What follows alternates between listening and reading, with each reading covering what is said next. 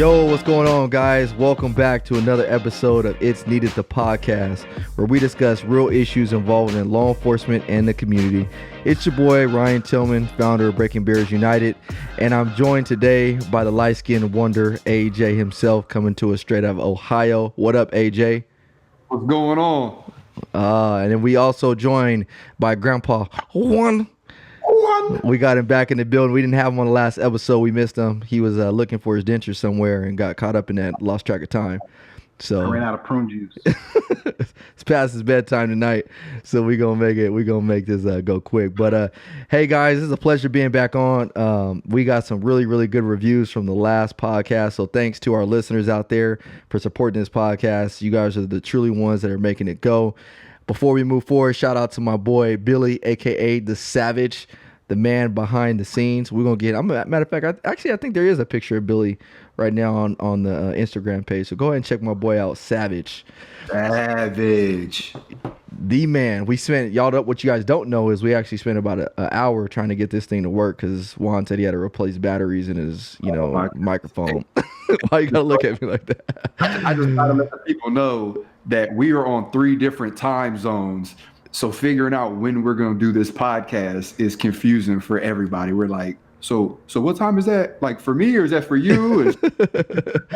We got to send examples. So like I'll say it's 5 o'clock here. So for you guys that don't know, it's 7 o'clock there.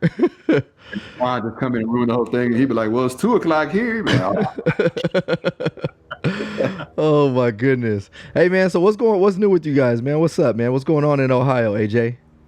Man, things are going good, man. More and more speaking engagements, hitting some middle schools, high schools, just trying to get out here and get after it. It's cold. I'm not down with the cold, man. I'm about to be wearing a hoodie like you. So doing that, man, life is good. Life is good. You want to know the honest reason? I'm an honest dude. BBU was founded on transparency. The only reason I'm rocking this hoodie tonight is not because it's cold in Cali, but I want y'all to know BBU sweater's coming soon. Just so y'all know. Boom. There it is. I'm really hot than a mug in this sweater right now, sweating. But I'm taking one for the team tonight. I'm taking one for the team. What's going on with you, Grandpa? Not much. Just same old. The school district that I'm at, just we started a podcast up. So I've had my hand and we actually recorded 3 podcasts and getting that kind of underway. So it's been busy, that and videos, and we got Veterans Day coming up, so hanging out with the kids and some veterans. I got to hang out with a World War II vet today. Dang, that was dope. That was super dope.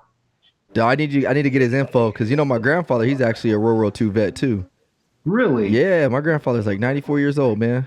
Yeah, he was 92. Yeah, my grandpa is 94, bro. He's told me some stories about him being like, because obviously my grandfather's black.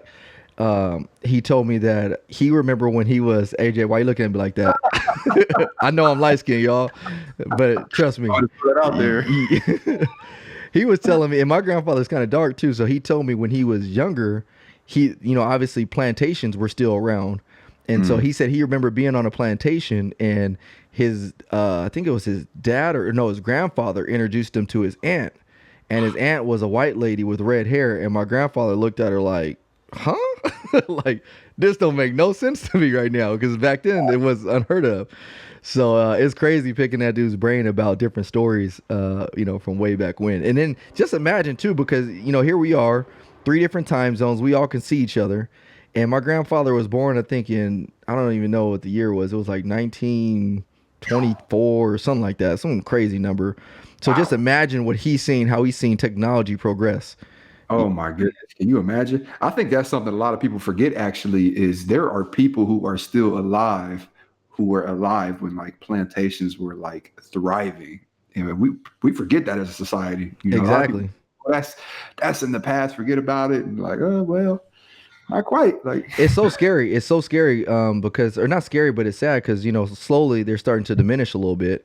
And we're the history that's going to keep that history going on, or we're the people that are going to keep that history going on. So that's actually almost like a good lead into the topic for today, which is going to be traffic stops. And we won't go into it just yet, but the point I'm trying to make is that even policing was way different back then, in the foundations of policing and all that stuff. And to where it is now, that's completely different. So it's just crazy, man, to talk to these old gentlemen out there. Grandpa Juan being one of them.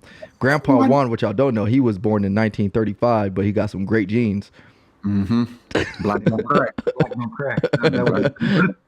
Juan gonna get mad at me if we keep talking about him like that. Yeah, he gonna beat both of us. Man, you better stop. I know. I got stuff. You be in the nursing home with me at the same time, and I got plugs already there, so you might as well. Hey, he bigger than both of us. They already got him confused as a boxer one time when I was with him. So, Oh No It's a Popo had a picture on his story this week. Oh, and I think it was talking about, putting sugar on Frosted Flakes. listen, I got to the story. All right, I got to just put this out there. I'm sitting in the substation with like 5 other officers, and we're all talking about like, what's your favorite like cereal? I'm like, well, I don't really eat cereal, so they start going back and forth. Like, oh, I like Frosted Flakes and Fruity Pebbles and Lucky Charms and all of this. And I'm like, man, Frosted Flakes with sugar is the best. And all 5 officers looked at me like I have a second head growing out of my neck. Like, you said what? I'm like, you know, like if there ain't like an inch of sugar left on the bottom of the bowl after you drink the milk, and you like, gotta eat that too. Sugar, yeah, you gotta eat. You can't waste nothing, right? And they were just like looking at me like I'm crazy. So I started a poll, and the poll didn't work out in my favor. It was like 21% put sugar on their Frosted Flakes, and the other percent sent me messages like, enjoy diabetes. And I was like, dang, bro, they gave you a death sentence. So just, hey, shout out to everybody from the hood who put sugar on their Frosted Flakes. Hey, I can tell you, bro, all the way out here in Cali, I put some sugar on my Frosted Flakes. I told my wife that. We were actually driving the other day, and as we were driving, I was telling her about your post, and she was like, what? You put sugar on your Frosted Flakes? I said, yeah. Yeah. Like, why are you looking at me like I'm crazy? Right. You know what they said, though, that they kind of hit me with, and I didn't have like a defense. They were like, well, that's why they're frosted. Like they already have sugar. That ain't real sugar though, bro. That's not the real sugar. Oh man. Hey, so I must be the official, like the biggest small fat kid ever I know, bro. Like, so let me tell you this, and I know we got to get to the podcast, but so wifey made some Rice Krispie treats the other day. So my son, his birthday was like a couple weeks ago, and so we had frosting left from his cupcakes. So I went to go get me a Rice Krispie treat, and I'm like, oh, you know it's gonna be fire. Let me go ahead and throw this funfetti frosting on top of this Rice Krispie though. So I'm in the kitchen, bro. You know when you get all excited, you making something, bro. You start like humming to yourself and stuff, like start singing and stuff. Start shaking your head. I'm like, yeah. So I turn around, wifey sitting on the couch. She look at me like that stank face, like, is he serious? I was like, hey, your Rice Krispie treats just went from a 10 to a 20 instantly. Easily. Hey, so for those of you guys, our listeners out there, if you guys want to peep that Rice Krispie with some frosting on it, got to be funfetti though. Oh yeah. And one more thing before we jump too deep into the topics and the podcast, a congrats is in order, brother. Congrats. I was just going there. Congrats on your new addition. Appreciate that. So if you guys haven't been following our Instagram page, me and the wifey just welcomed our newest member to the Tillman clan, Mrs. Rylan Love Tillman. That's my baby girl. So I appreciate like an that. R&B singer already. Hey, you see, hey, there's a strategy behind my names, you know. There's a strategy. Rylan Love. Rylan Love Tillman. So ooh yeah. So she was healthy. Wifey did an amazing job. She pushed out a 9-pound, 3-ounce baby girl. She came out bigger than my boys, so you know she's probably about to be running the household when she gets older. So yeah, she's healthy. If you guys want to see what my precious baby girl looks like, go follow us at Breaking Barriers United on Instagram, and you guys will see some family photos. So, but anyways, needless to say, it's been a pleasure to get back on this podcast tonight. Our listeners have been asking us, hey, when's the next podcast? When's the next podcast? Well, we right here, guys. And so tonight our topic of discussion is traffic stops. And so there's a lot to be said about traffic stops. So, you know what? Let me go. I'm gonna go to Juan first, and kind of give us some background on why you guys did traffic stops or why we do traffic stops as police officers. For me, it was a proactive way to I guess get to contact people in the community. Number one, you get people that are speeding, obviously. First of all, disclaimer, every person you stop, you don't have to give a ticket to. Okay. Let's just put that out there right there. But it's sometimes it's a way to get people to understand why they shouldn't speed. Sometimes a traffic stop initiates a lot of different things, a lot of proactivity, especially drug seizures, money seizures. And so or you have traffic grants where there's a problem area where maybe it's a neighborhood where people are speeding through, and sometimes the people in that subdivision complain, which they have a right to do so because they are trying to raise their kids in a safe area where the kids can play outside. So a lot of times it could be a traffic grant or just a problem area that you're having a lot of speeders. Got you. And what about you, AJ? I know, and there's a reason why I'm asking both of them why they do traffic stops, and I'll get to why we do traffic stops. But what about you, AJ? Why you guys do traffic stops? Yeah, it's the same thing. I mean, there are many different reasons why traffic laws are enforced. The main thing is safety. I can't tell you how many fatal car accidents I've been on, and speed was a factor, or drugs were a factor, or alcohol was a factor. So, when I make a traffic stop, it's to educate. Like, hey, look, like we're not out here just giving you citations to generate money or whatever else the belief may be. Like, we're out here trying to save lives. So that's my main reason. So the reason I asked both of them, and I'll talk about why we do traffic stops out here in California, is because before I became a police officer, I just thought officers would do traffic stops just to mess with people. I was like, oh, here we go, just messing with me. Oh, there they go again. They must got a quota to meet. And and we'll talk about quotas later on this podcast. But it wasn't until I got behind the wheel and I had to start pulling people over that I was like, oh, there's really a point to this. So one thing that I don't know if our listeners understand is that, and it's probably the same for AJ and Juan, but there are so many fatal traffic collisions that occur all over the place. And in our city, actually, we have a pretty good city, but one of the number one killers of people in our city is traffic collisions. It's not murder. And I know that rate is different in other places, but traffic collisions are huge reflection of our death rate as far as when it comes to people dying in our city. And so there's been studies, there's surveys, and everything that goes out there. When people do traffic stops, people start getting the hint that, hey, I need to slow down, or I need to wear my seatbelt, I need to get off the phone. And when they start getting a hint that there's more enforcement going down, the studies have shown it brings down the amount of traffic collisions that occur. And I believe our listeners know this to be true, because you guys know it. Like, oh my goodness, they out in full force today. They giving tickets to everybody. How many times have we been out and seen like a cop on every corner? And the word spreads like wildfire. People are on Facebook, Instagram, like, hey, don't go down this street today, because you're going to come across some police officers. So there is a huge correlation between traffic enforcement and reducing the traffic collisions and fatalities and things like that. So that's one reason why we do traffic stops. Another reason we do traffic stops is because there's something to be said about being proactive as a police officer. So one thing that's interesting is a lot of times people will think that, again, like I used to think, that we do traffic stops just to mess with people. I can't tell you guys how many times I've done a traffic stop and taken drugs off of people, guns off of people, stolen merchandise off of people, fraud, credit cards, you name it, just by pulling somebody over because they didn't have a license plate on their car, or because they had something hanging from the rearview mirror.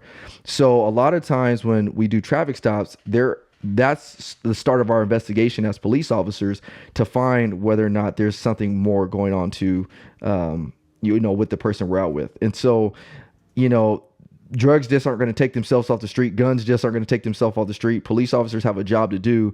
And part of our job is being proactive and going out and finding the bad stuff, finding the guns, the drugs, and stuff like that. So can you guys relate to that, AJ? Can you relate?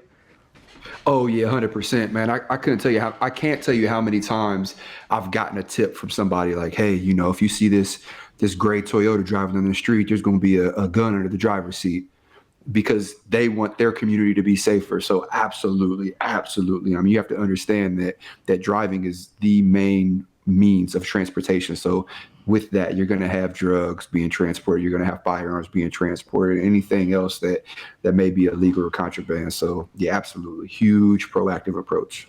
What's one of the biggest things that you've taken off the streets, Juan, when you're doing traffic enforcement?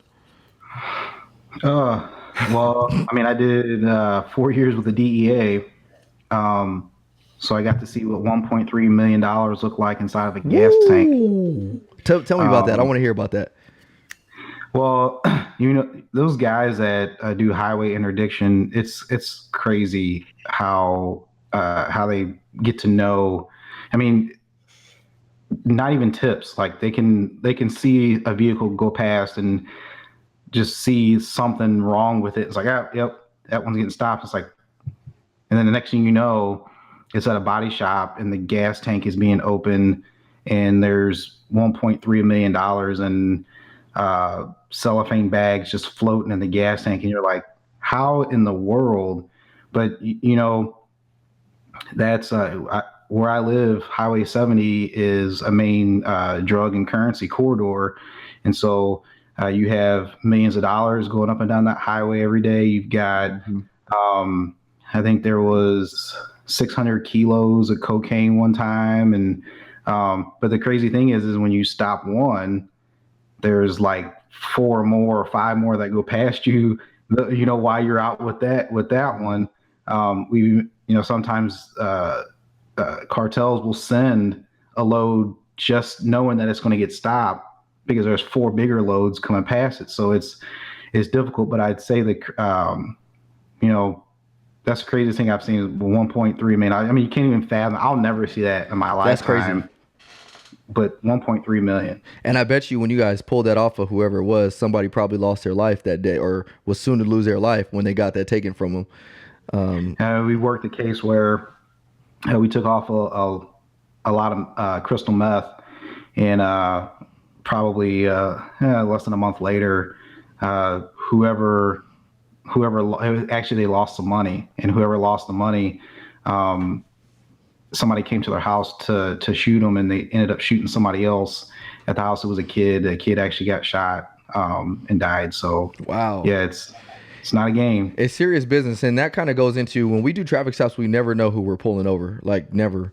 And this will probably be another topic for another day. But racial profiling versus criminal profiling.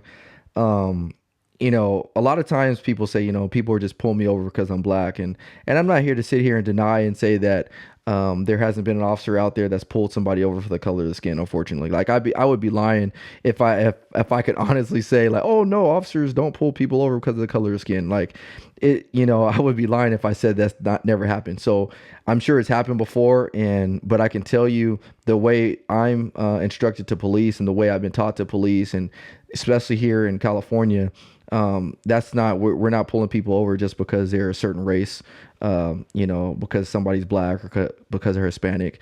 They're criminal profiling. There's different things that help us when we're looking to, make some type of enforcement. I'll give you guys an example. So I remember when I was working patrol one time, and I'll never forget, I saw this, it was an old broken down ambulance, and the license plate, it was painted black too. So I'm like, what in the world? Like, these fools just bought like an ambulance? Like, dang, I didn't even know you could buy that on the black market.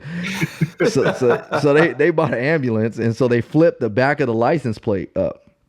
And so I was like, that's kind of weird. So per the California Vehicle Code, you need to have a license plate that's visible so it could be seen to the front and the rear. So I conducted a traffic stop. So as I'm talking to these people, I'm like talking to them at the passenger side door, and I'm like, something smells like gas. Like something sounds like it's about to like blow up. So I'm like, what is that smell? So I'm just, me being the investigator that I am, trying to look around. So, and then these guys were acting real shady, just real shady. So I'm like, hey, what's going on, fellas? And they're like, nothing. And one of them said, that they didn't speak English, even though I know he did, because I found out later he did. So I'm like, where y'all coming from? And they didn't have an answer. So I knew something was up. So finally, me being the investigator that I am, I was like, man, what you guys got back here? So they slid the door open and they had like these 3 huge drums of like gasoline. And I'm like, what the heck? Like, where is this gas? They're like, so then they told me this. They're like, oh, I don't know. My buddy just told me to drive this ambulance, or this car, this van. So I don't know what's back there. So as soon as they told me they didn't know what was back there, I'm like, okay, I know where this is going. So I'm like, what is going on? So anyways, inside the van, they had like beanies, crowbars, and some other stuff. They even had a gas pump back there, like a gas pump that was like pulled off. I was like, like these fools is weird, bro. So I ended up arresting these guys for like possession of burglary tools and all this other stuff. So anyways, the next day, we come to find out all these business owners start making a report that their gas was siphoned the night before. So these dudes were going around to these big rigs, opening the back of the door using that gas pump to take all the gas out, and then they were driving away. And then what they were going to do was obviously sell the gas. And so you take that story, and then there was another story where I was actually helping some other people with some information they received on a car. They got a tip that some person was pushing some type of dope on them, methamphetamine. And the car was super clean. Like, it was a nice Mercedes-Benz, like brand new, fresh off the lot.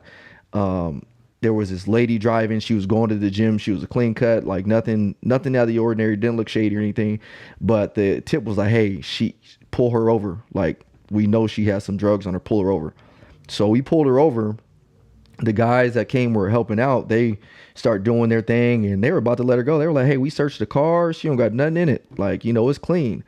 So then they were on the phone with whoever they're on the phone with, and they're like, do not let that car leave. Don't let it leave. So I was like, hey, you can't go nowhere.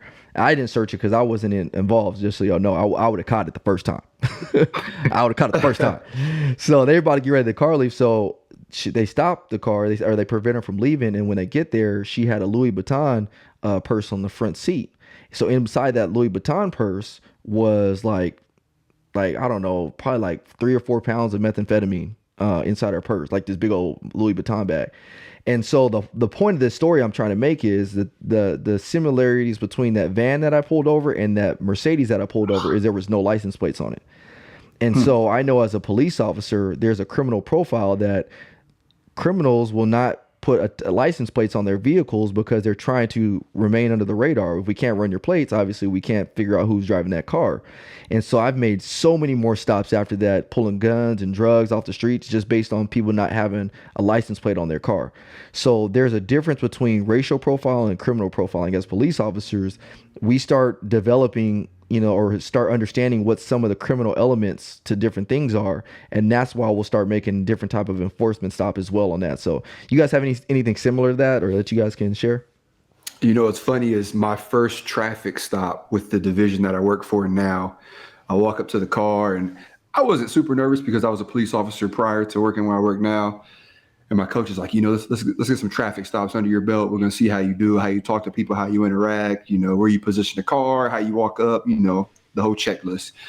So see a car, get a violation, stop the car. He kind of takes a minute to pull over. So my antennas are, raised up a little bit. And I walk up to the car and I'm talking to the guy. And out of the blue, he goes, hey, I got a gun under the seat. I'm like, oh, snap, right? So I'm like, all right, remain calm. So I'm like, all right, man, I appreciate you telling me that. So I get him out, handcuff him. There was a female passenger. My coach gets her out, handcuffs, look under the seat. Sure enough, it's a loaded gun under the seat. So I'm like, hey, this ain't bad for my first traffic stop. So we run the gun. I don't know how our system works yet, right? So I'm on the radio messing up, like I'm using the wrong code. They're laughing at me. So they're like, you got to do it on the computer. So I'm like, all right. So I go to the computer, I run it. Computer blows up. Bing, bing, bing, bing, bing. It was a weapon that was used in a homicide a few days ago. So as soon as we find that out, we start making calls. We get a house raided. In the house, they ended up getting 6 pit bulls. They were fighting dogs. Oh my! Like 2 AK. It was crazy. And I remember thinking to myself, man, I'm in the big leagues now. This is crazy. What is going on? Where my stars at? Give me. Where my promotion at? Where my promotion at? Literally my first traffic stop where I work now. So AJ walked in the precinct like Will Smith from Bad Boys.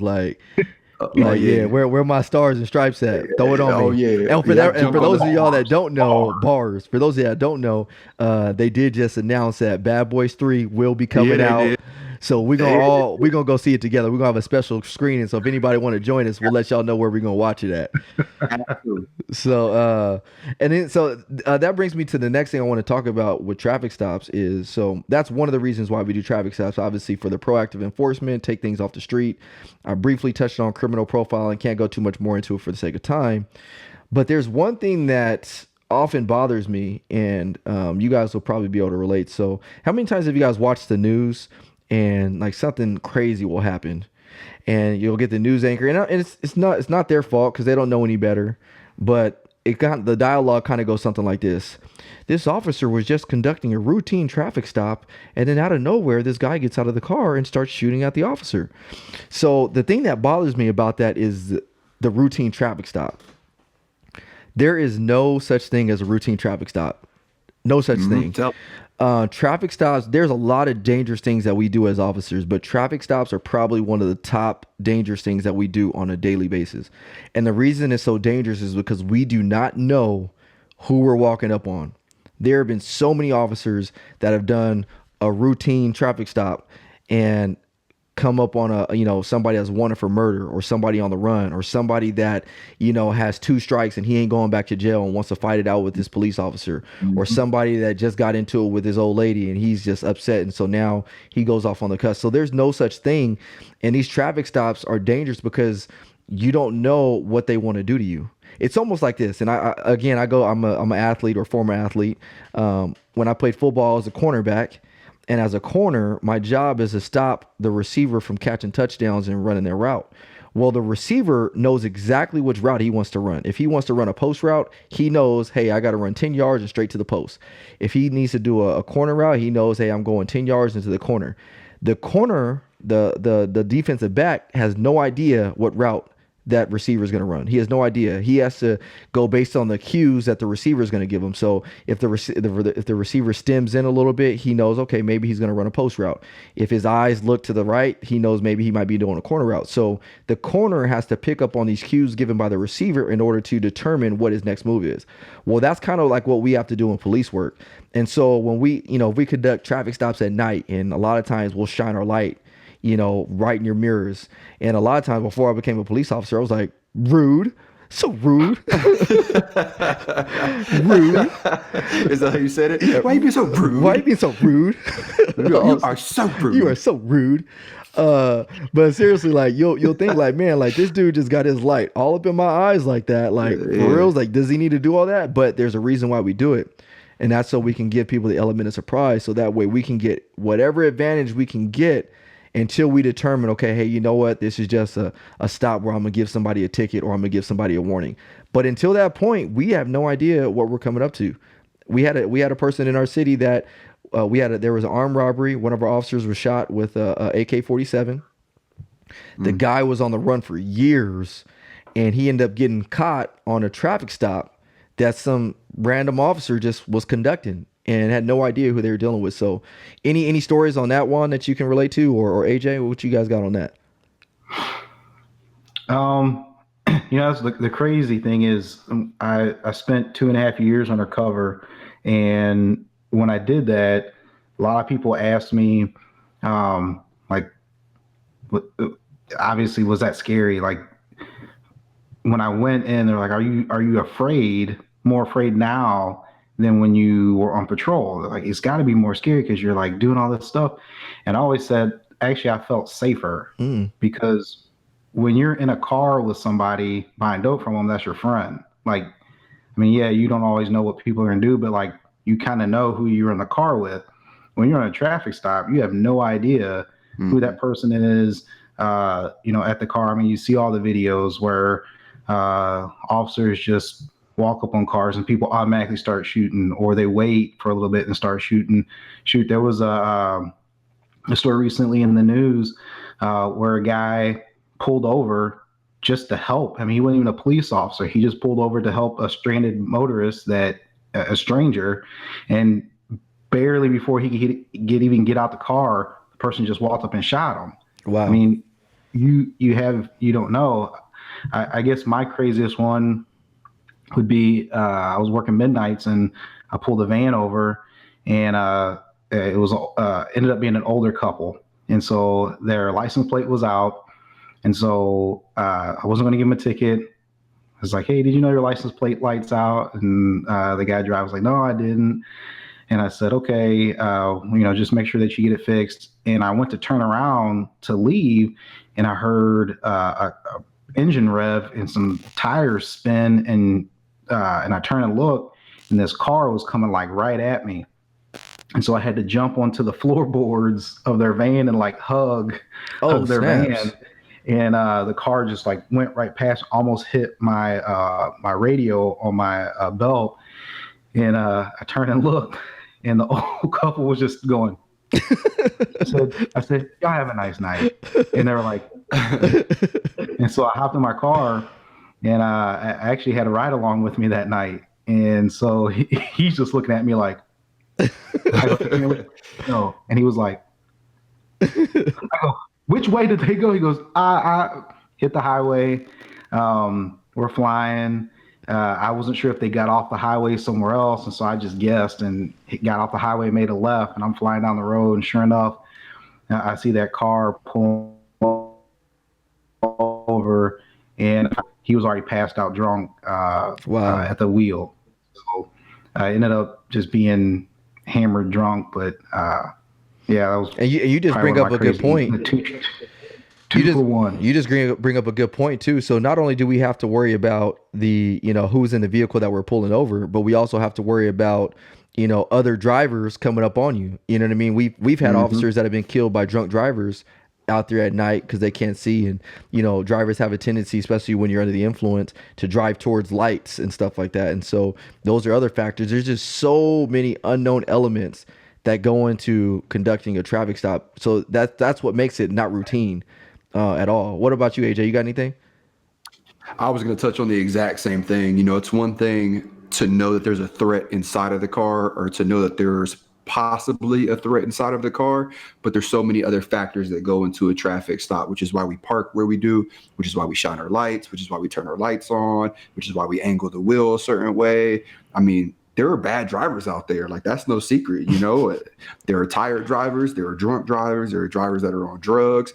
We've had officers where I work pull a car over and somebody doesn't like that they're in their neighborhood and just start shooting at their cruiser from an apartment complex nearby. Like, there are so many factors that go into making a traffic stop. You're 100% right. There's no such thing as it being routine, because everyone's different. Like, we don't know if you just robbed a bank and we didn't hear about it yet, and you're driving down the street and that's why you're driving crazy.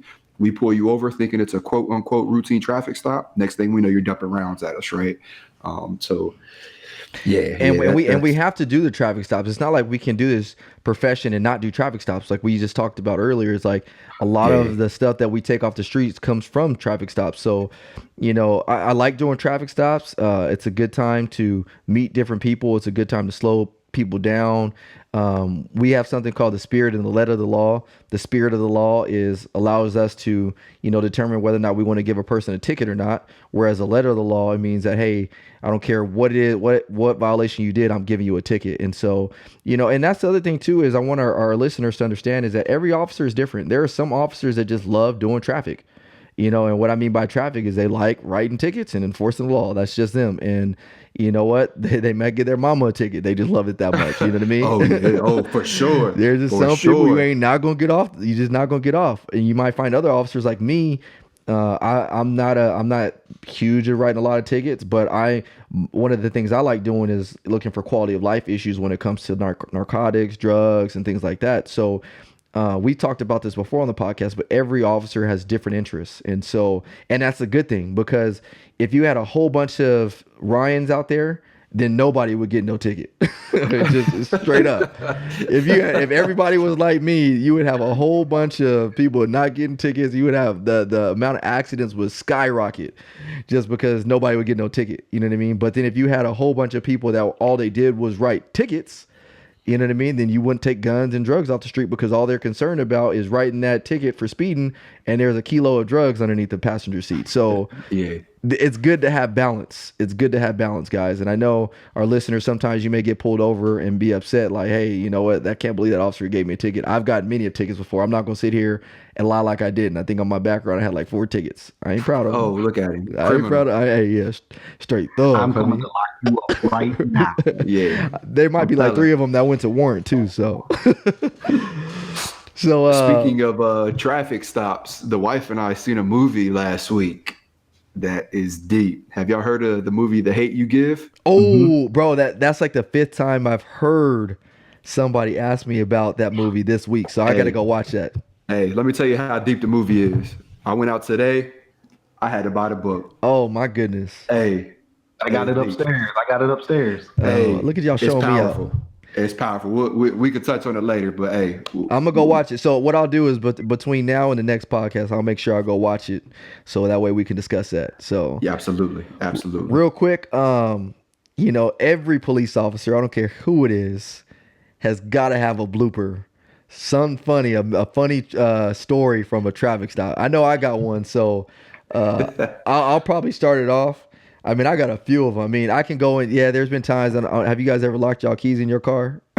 Oh, what? Hey, one of the worst things ever, though, is like you go and do your traffic stop. You think you all high on life, looking all good and stuff. You walk back to your cruiser and you go to pop that door open. And you can't get it open. Like, so what do I do right now? Am I just going to make myself look bad?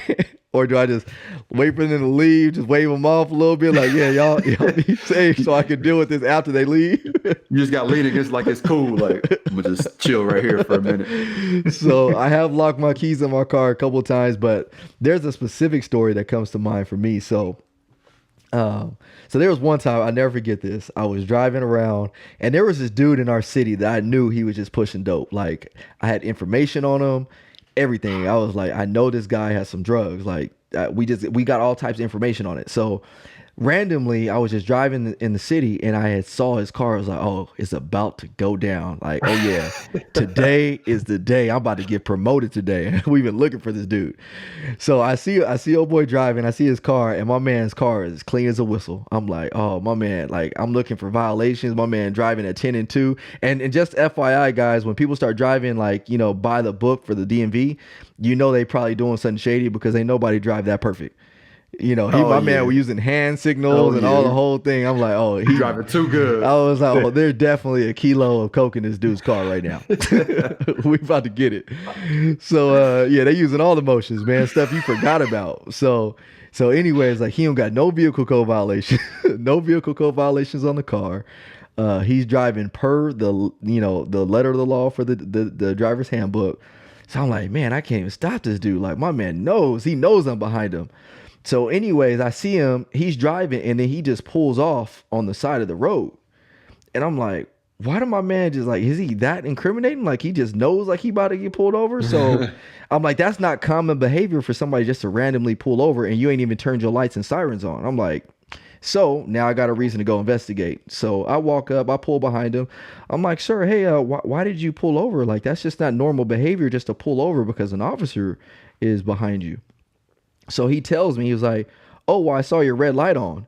I'm like, what red light? So I look back and I'm like, oh, snaps. My lights are still on from the last traffic stop. So I'm like, oh, so now I don't have no reason to stop this dude. Like, no reason at all, because I'm there. He pulled over because he thought he was getting pulled over by me, but yet I didn't have a lawful reason to stop this dude. So I had to just, take my losses and just be like, all right, sir, have a nice day. Knowing this dude probably had something on him, but I had to just, hey, sir, have a nice day. And I couldn't do nothing about it because I didn't lawfully pull this dude over. So can you imagine being him? Oh, he was like, Lord Jesus is a fire. Thank you, Lord. My man probably didn't even believe in Jesus Christ. It was like, I'm a believer. So he probably thought he was being set up. But there's a good point to that story. And as far as, having moral and ethics in his job is, I could have easily tried to delve deeper into that situation, try to start searching his car unlawfully after I was actually at his car, knowing that he may have had something on him. But I didn't lawfully stop this dude's car, and people have rights. And the dude, he saw my red light on. he stopped. So in his mind, he's thinking I was lawfully doing a traffic stop. And I wasn't doing a lawful traffic stop because I didn't have no reason to pull him over. So I just let him go. And so that was a good learning experience for me. So I don't know if you guys have ever driven around the city with your lights on after the last traffic stop and people keep waving you down, like pointing at your lights. Like, oh yeah. Or you wonder, everybody start pulling over. Like, why everybody pulling over? Like, yeah, you gotta hit that little button. I know I'm the popo, but why y'all pulling over? So, you know, but that was a funny experience. I learned from it, but that's what I had. What you guys got? I'll let Juan go first. I don't have any. I mean, yeah. That's because Juan is perfect. Smack. Yeah, I never.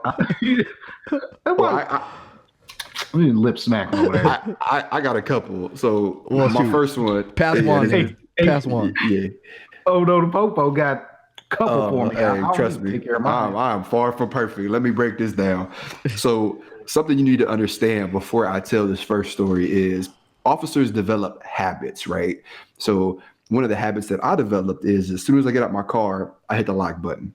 Like as soon as I get out, like the door is open, I hit the lock button, door shut, boom, the car is locked, right? So to answer your question, I've locked myself out of my car plenty of times. But because I have that very good habit, it's not always good. So I'll give you an example. Me and my buddy, we riding around in a police car, looking for criminals, looking for whatever, looking to get into something. This guy sees us, grabs his waist, right? Like he's grabbing a gun and takes off running. So we see him. I'm like looking. So I hit the gas. I'm driving, like trying to catch up with him. He sees us catching up with him. He grabs the gun, throws it in some bushes, and then takes off like down the alley. So I'm like, boom, foot pursuit all day, right? Got him. So I get out the car, hit the lock button. My partner gets out the car, shut the door, foot pursuit on, right? Boom, boom, boom. I take 4 or 5 steps. I look back. I forgot to put the cruiser in park. And it's driving down the street without nobody in it. So now I'm running back to the cruiser. I finally make it to the cruiser, and thank God there was like no traffic coming, right? So I make it to the cruiser. The door is locked. So now I'm like trying to get my key out, and I'm trying to it was like my feet was dragging. It was all bad. So yeah, that was one. Oh, and then man. And then my second one is my partner and I pulled his car over, and we end up getting enough probable cause to search the car, right? So we get the people out the car, we're searching the car. We didn't end up finding anything. So we're talking to them. We're like, hey, you know, this is why we searched the car. This is why we pulled you over. We're going to cut you a break this time. We're not going to give you citations. Sorry for the inconvenience, blah, blah, blah, right? So they get back in the car. They drive away. I get back in the car. I check my phone. My partner goes to check his phone. He's like, hey, you got my phone? I'm like, nah, I don't have your, like, why would I have your phone? And he's like, I can't find my phone. He's like, can you call it? So I'm like, yes, I call his phone. We don't hear nothing. He goes, dude, it's in their car. I'm like, oh, bruh. So luckily they caught a red light, and we just kind of pulled it beside. I'm like, hey, y'all got an iPhone in there, ain't y'all? They was probably nervous too. Like, why are they pulling us over again? Oh, they probably thought they came. Well, we didn't pull them over. We just pulled them beside. Oh, okay, I got you. Can we get that phone back? But you know, they probably thought they came up like, oh, we got an iPhone. Like, bro, these some nice police officers. They bring gifts. Bro, there's an officer I know, and I won't say what agency or nothing like that, obviously, because for the sake of confidentiality. But man, it's so funny. He was telling you, and it was no, it wasn't me. I could assure you, it wasn't me. And he told us his story as a learning lesson because he wanted, obviously, you know, us to, you know, not make the same mistakes he made. So when we write traffic stops, they teach you, you know, obviously when you're writing if you're writing a ticket, make sure you keep looking down at that book, look up, look down, look up. So that way you can kind of see what's going on around you. Mm-hmm. So this officer at the time, like, was just in that ticket. He was like, oh yeah, they getting a ticket today. He just writing it like, yep, like I'm focused. I'm in every line, every box. Ain't no excuses today. Somebody's getting a ticket. So he's writing his ticket. And so by the time he's done with it, he looks up and the person he pulled over was gone. Like, gone, bro. Oh, betrayal. Gone. So now he's faced with a situation like, do I let my partner know like this dude just took off, or do I just chalk this one up as a loss, get back up in my car, and keep it pushing? Yeah, you go back to your car, act like it never happened. So don't nobody got to know about that. Oh, nobody got to know about that one. So yeah, rip that ticket up. So man, but yeah, seriously, boy. Never got submitted. But we tell you guys this because a lot of times people think that because we're police officers, we perfect. We don't make mistakes. Oh, trust us, we make plenty of mistakes. And so it's good. A lot of these mistakes, I can assure you though, we've taken these mistakes, and we the great thing about making mistakes is you learn from them so you don't make the same mistakes twice. And then now as a training officer and things like that, I can teach my trainees, what to do, how to do it, why we do it, so that way they don't have to make the same mistakes. And if you ask any police officer, they'll tell you a lot of the times they've learned the most is because they made a mistake. They've done something stupid. So those are some good bloopers, guys. Some really good bloopers. And then, I want to bring this up too, for any people that are listening that are not police officers. How many times? So I think sometimes we get so caught up in being like police officer, not getting caught up, but we just get desensitized that we're the popo. So when you pull up behind somebody.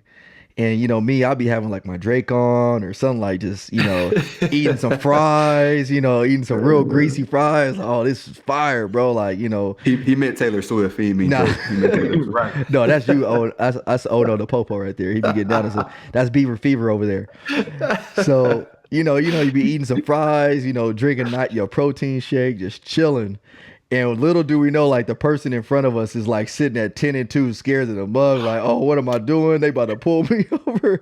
Terrified. Not even realizing, like, hey man, we in our car just chilling right now, not even thinking about doing a traffic stop. Right. Like I'm worried about these frosted flakes with sugar on them right now. Like, or my Rice Krispie with some frosting. It's in the shift. I'm trying to get to the crib. Confetti frosting. So we still got personalities, guys. And if you're a police officer out there listening to this podcast, you can relate. So don't start getting all hot on your high horse like, I can't believe these guys, I've never done that. Don't lie, because we've all been there. Sometimes when I hit power on the radio button, some of them songs that come up, I'm like, what are you listening to? Like, what is going on? So I think we've hit our topic pretty well tonight. Let's move forward. Before we move any forward, this podcast is brought to you by the one and only Breaking Barriers United, doing a lot of things. We are bridging the gap between law enforcement and the community, and we are partnering up with my boy Noah Sapopo. So follow him on his Instagram page. Follow my boy Grandpa Juan at Square One on Instagram. This podcast would not be possible without these two. And follow our page on Instagram for Breaking Barriers United. It's breaking_barriers_united. You guys, our listeners, have been a tremendous support. This podcast has got nothing but great feedback. So keep that up, because that's what allows us to continue going. So with that being said, let's move forward to the interrogation room, my brothers. Oh yeah, y'all see it. So this week, we have a few questions that we're going to answer from our listeners in a couple weeks, actually.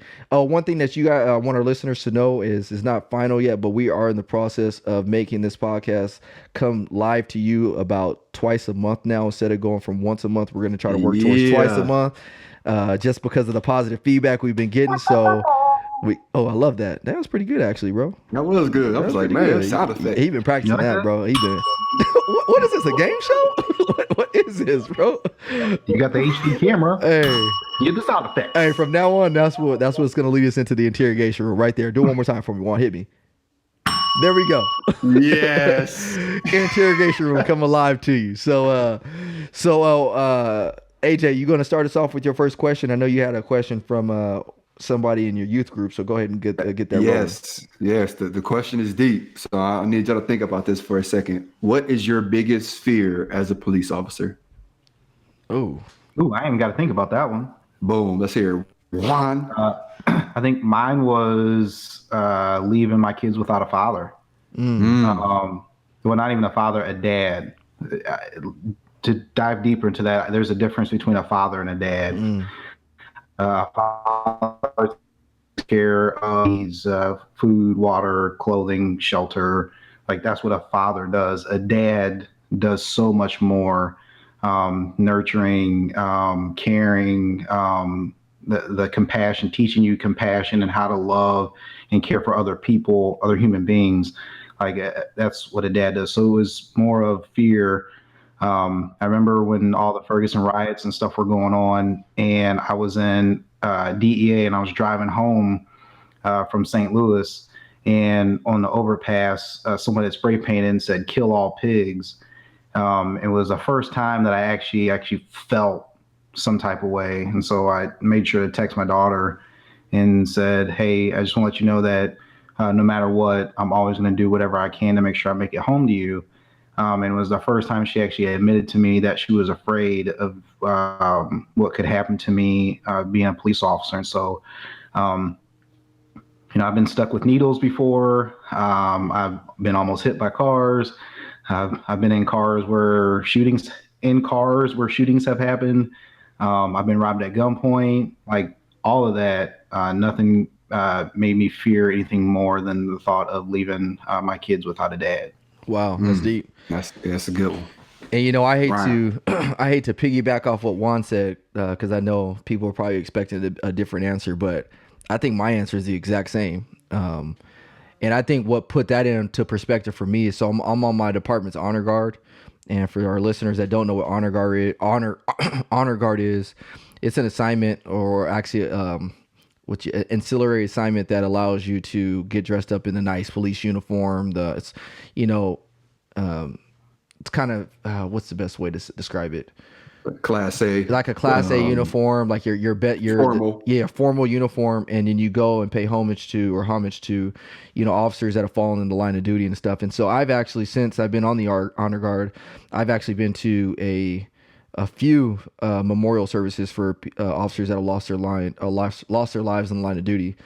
And man, it's tough, man. That when the ambush happened in New Orleans, I went out there for that one, and that was when there were 3 or 4 officers killed at that time, and we went to 3 or 4 different memorials for each of the officers. And man, it didn't get easier. And I think the hardest part to watch was the family members that were left behind that were sitting in the front pews because of the officer that lost their life in the line of duty.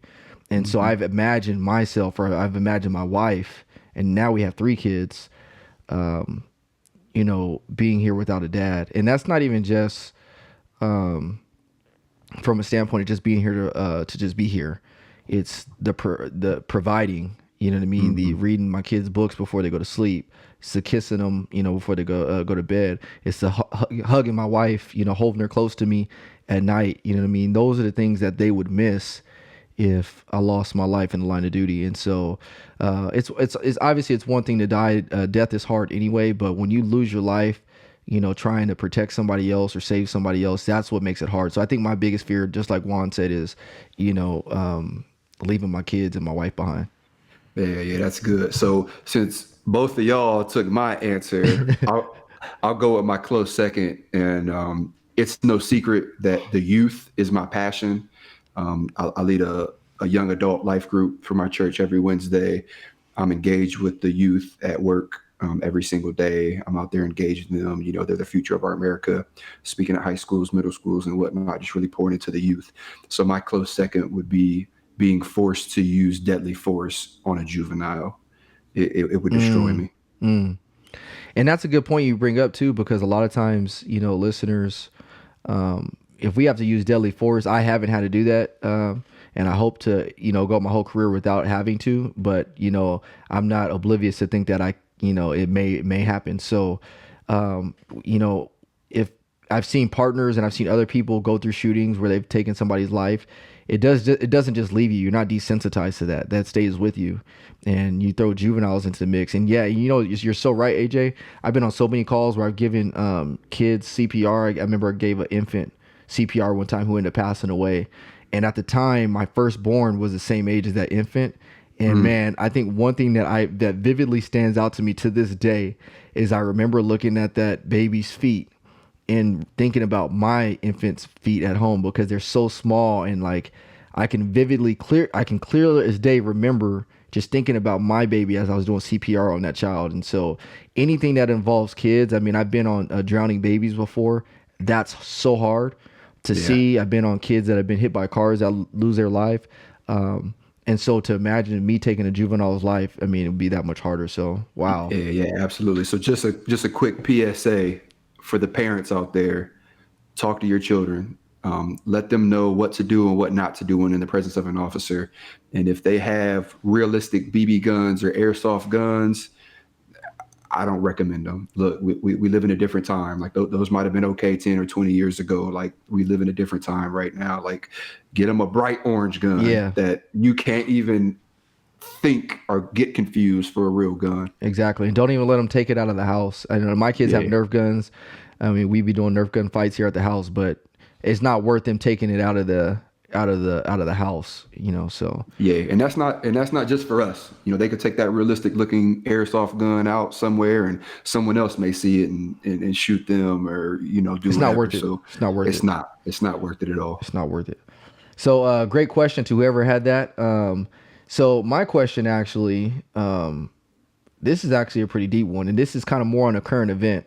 Question is, how do you feel about the increase in calls being made to police on people of color for things that are made up or without merit, entering their own apartment complex, barbecuing on children, selling water, or walking in a store? And do you feel that there should be consequences for the person who makes this fragrant call? Ooh, that's a good one. Let me touch on it real quick. Go ahead. I feel if to help break that stereotype, right? Like we as police officers can't help but respond to the run. At least where I work, if someone calls in a run, they're like, hey, you know, we have a male black who just went into this apartment complex. You guys need to check it out. It's suspicious, right?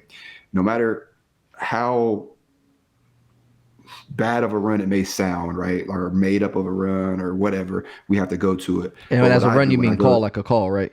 A call for service, correct. Okay. So when I go there, I talk to the individual. I'll find them. I go, hey, just so you know, someone called on you. They said that you look suspicious because you walked this apartment complex. And I'll just kind of sit there and shoot the crap with them, you know, like, oh, hey, you know, so how long you lived here? And, you know, what y'all cooking today? Can I get a bite? And it does two things, right? It's a dual effect. The first effect is the caller is probably somewhere watching this interaction, right? And when they see me having a peaceful and positive interaction with this person, it may or may not, hopefully it will, change their perspective on that individual based on their skin or whatever reason they call. And then the second thing that it does is the person who was called on, right, the quote unquote suspicious person, it lets them know, like, hey, you know what, even though this police officer responded to this run and they said I was doing this, like he actually took the time to get to know why I was here, and got to know me as a human being. So yeah, that's, man, I second that. And you know what's funny is I was telling the person that had this question the same exact thing. Is unfortunately we can't control what people call in. It's just it's not possible. I mean, and everybody's safety level and tolerance is different than the other. You know what I mean? I may see somebody walking up the street and not be afraid of them just because of where I grew up, my surroundings, whatever it may be. Whereas my neighbor may see somebody that's never been there before and they're frightened. So, and then to bring in the person of color, unfortunately, you know, I don't want to say that this is new. I think we're just more aware of it because of the media is putting this stuff out more frequently. I think this stuff has always been there. I mean, I personally have actually been called on a couple times for being suspicious when I was just walking in my neighborhood talking on the phone. And I never forget somebody, I was on the phone talking on the phone, business call one time. And this is before I became a police officer. I walked back in the house. I was at a friend's house. Police knocked on the door, said, hey, there was somebody suspicious walking the neighborhood. Did you see him? He had a red shirt on and some black pants. I looked at what I was wearing. I had a red shirt on and some black pants. I was like, oh, these fools called on me. So somebody thought I was suspicious. And so that's going to happen, and it's not right. I think that, and to say that we can enforce a law on them, you can't do it. We can enforce laws on false police reports, but that's completely different. That would mean that that takes them actually filing a police report that's fraudulent. So we can't control what people are going to call in, unfortunately. But just like AJ said, I've done it so many times. I've gone on people that were supposed to be suspicious, and stuff. And that's every officer's opportunity to break down that stigma and treat them like they're, crap or anything like that. I have a conversation with them. And the other thing to consider too is there have been many times where I've gone on a suspicious person call and somebody went to jail on it too. So to say, which one is valid and which one is not is a hard thing to do, just because I've got on the ones where I've gone on many of them where somebody went to jail and, had some drugs or was casing and stuff like that. But I've also gone on my fair share of, this is just some random person just minding his own business. I mean, that's the other thing to consider too, is as police officers, we wear so many different hats. We go on barking dog calls, we go on, loud music calls, we go on this, we go on that. And so as a police officer, it is our duty to try to be versatile and try to, bring some type of calm to the storm. And part of that goes into talking to that person who's supposedly suspicious and just put them at ease. Like, hey, I don't think you're suspicious. Somebody else may have, but you're not doing nothing wrong. Keep doing what you're doing. And while you're at it, man, let me go ahead and get one of them drums off that grill while you're cooking it. Yeah, you gotta run with it. Juan, you got anything on that? What I would do is, I think both of you hit that nail on the head. I think it's always been happening. It's just now people have found their voice and are less tolerable of it. There's also cell phones now. So I think this is on. But what I normally did as an officer, like I'd find who that reporting party is. And so without obviously telling whoever they called on, I made a personal point to go to that caller's house or wherever that caller was and ask them, why did you call? And, because then it gives them some accountability. Yeah, there's no charge to charge anybody with for calling in something that's they say is suspicious that's not. And even if they are doing it racially motivated, I still want to hold them accountable for the reason that they're calling on this person. And so I go up to them personally and say, can you tell me why you called? And so sometimes helping people understand, maybe they don't know their biases, their prejudices, talking to that person, because everything's a learning opportunity. Everything's an educational opportunity. And so to be able to, you got some ignorant people, but to be able to sit down with that person and say, I just want to let you know, maybe you got some biases there that you need to we got to deal with. Having that conversation. I think that's so important. Like I said, and it's unfortunate too, is for whatever reason, if somebody calls the police on a suspicious person that's not suspicious, and for whatever reason, if all the stars align and this person is in the wrong place at the wrong time and something pops off, and this person, because it's happened before where somebody will lose their life or whatever it is because somebody called on a suspicious person that wasn't suspicious, that's where the accountability needs to be had with that person that initially called it in. So great question, guys. This was an excellent podcast. Like I said, it's an excellent episode. Like I always say, man, this is therapy for me, fellas. And I'm so excited to make this happen twice a month now.